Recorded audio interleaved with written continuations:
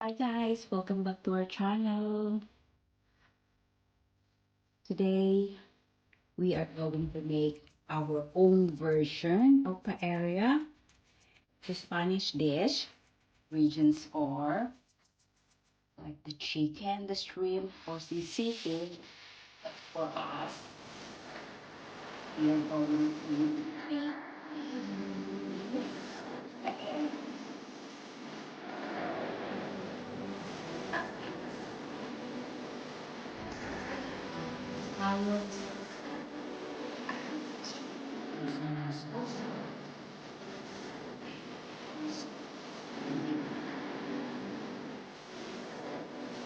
Guys, let's start preparing it.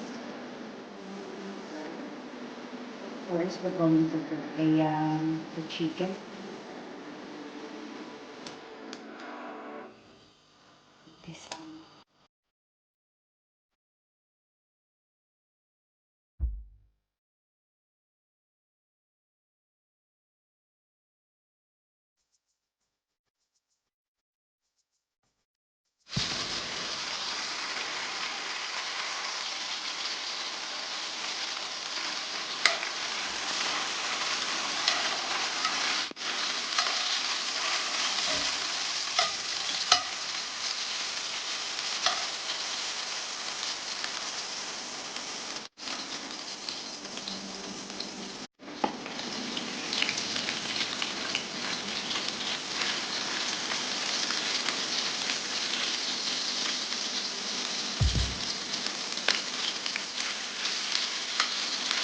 This is the chicken that side. Put it on the other side.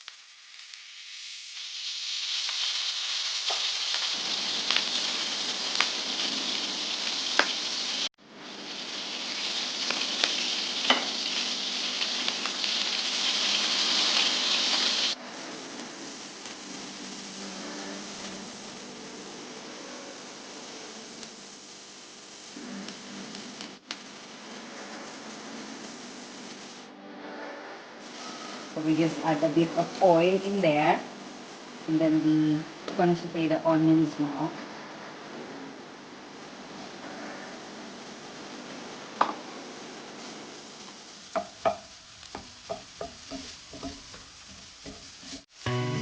So these are all the meat that we've been frying on this pan.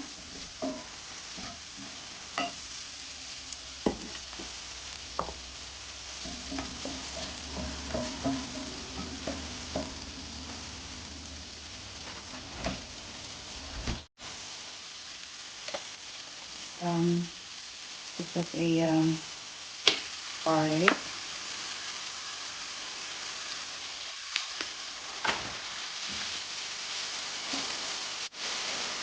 and we put the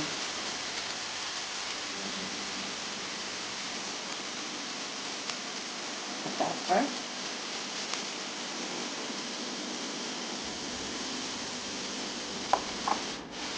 I'm gonna season it with salt and pepper.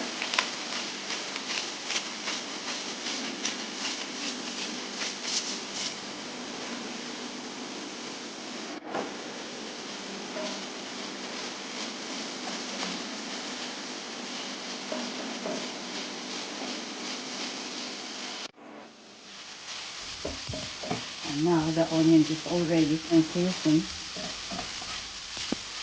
We're going to put back the chicken and the rest of the meat.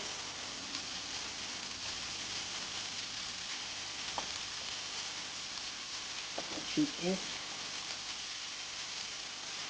saute,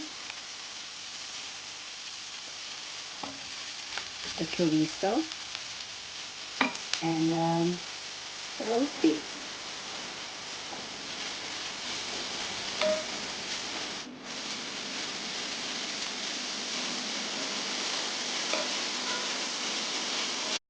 And we're going to add the diced tomatoes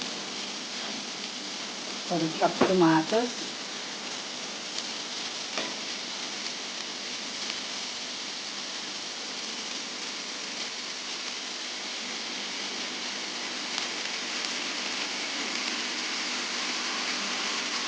You can also use the fresh one.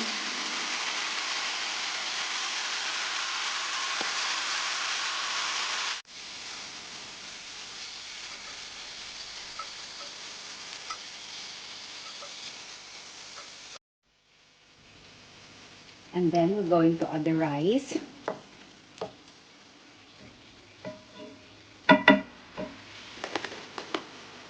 So using the paella rice. But if you don't have, you can just use the regular grain rice.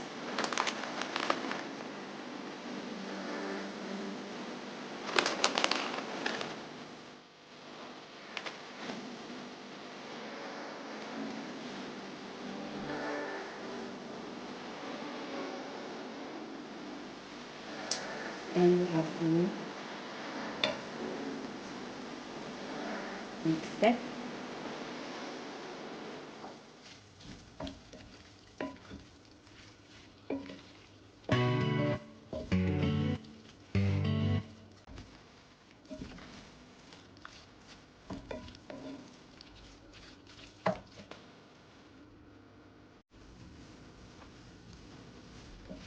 So we just want to make sure that the rice has been covered with the mixture.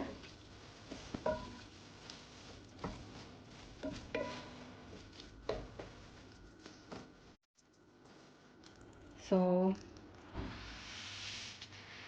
we put the chicken stock and the paella mix.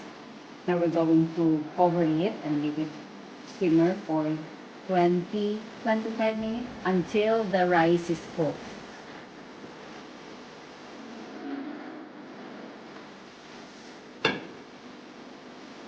So it's just only on the medium heat.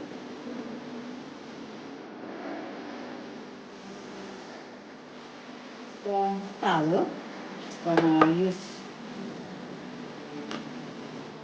butter of the scallop.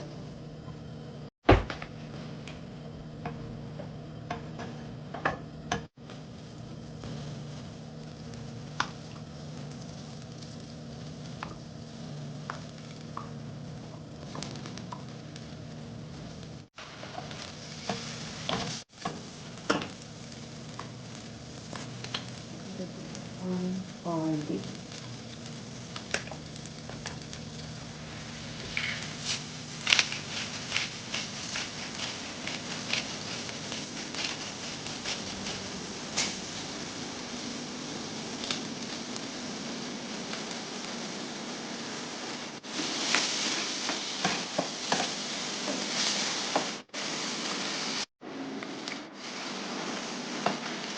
Put a garlic powder.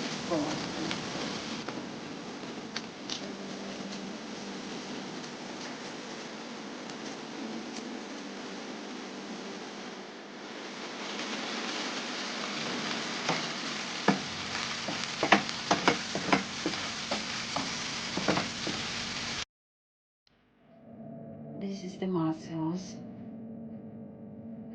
It's a pre-cooked, so I'm just gonna heat it with butter, salt and pepper.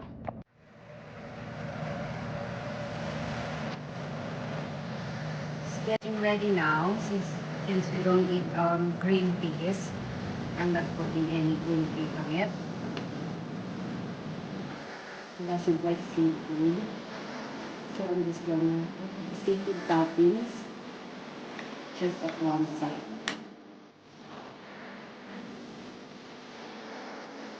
So that is my scallops.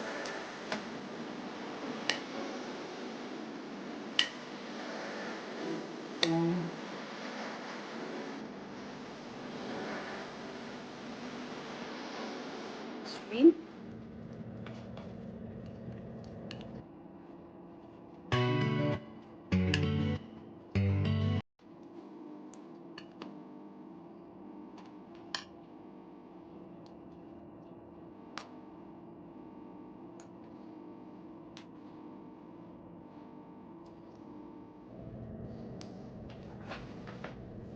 And some mussels.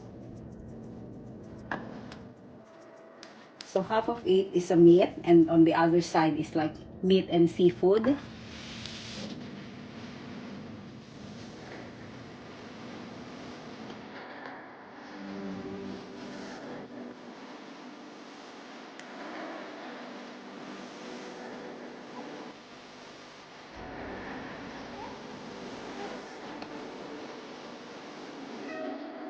That is my own version of meat and seafood paella.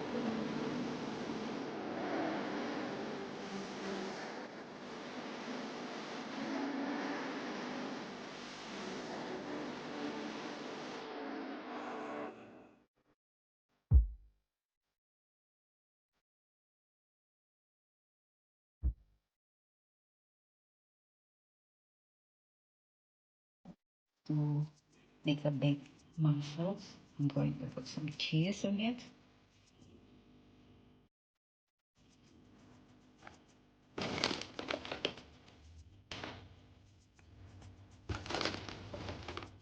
It's already been pre-cooked.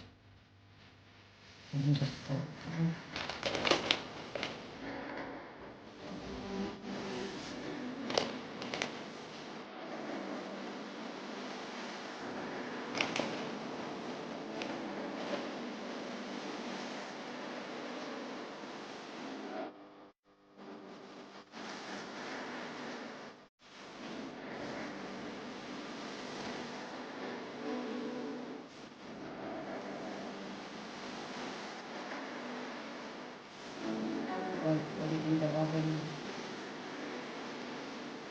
Yeah, baked mussels with cheese.